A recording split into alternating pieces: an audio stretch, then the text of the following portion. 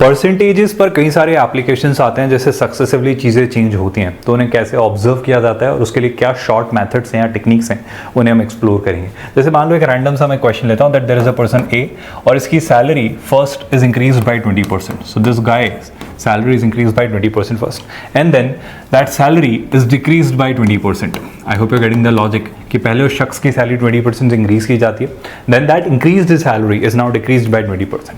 Now some of you might think कि sir effectively देखा जाए तो जो overall change आया है वो 0% का है, but that's a bad idea, that's a bad practice. Why? Please try and understand. यहाँ पर base change हो रहा है. You try and assume it like this कि मान लो शुरू में उस शख्स की सैलरी थी 100.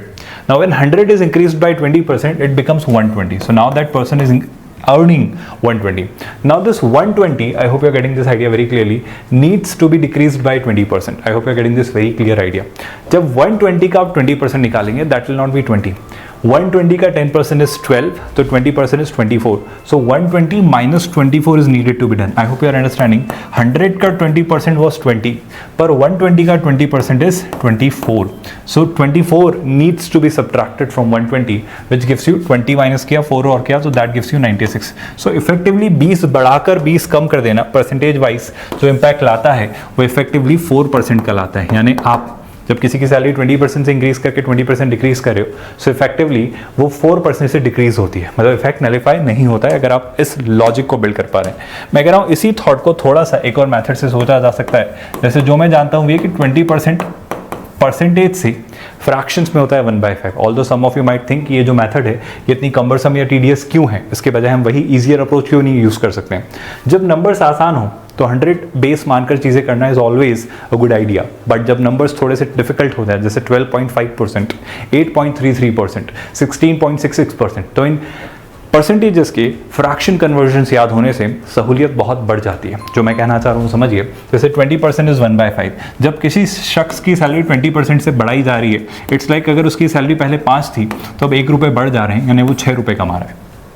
लेटर ऑन इस 6 को 20% से कम किया गया, मतलब अब उसकी सैलरी 20% से कम हुई।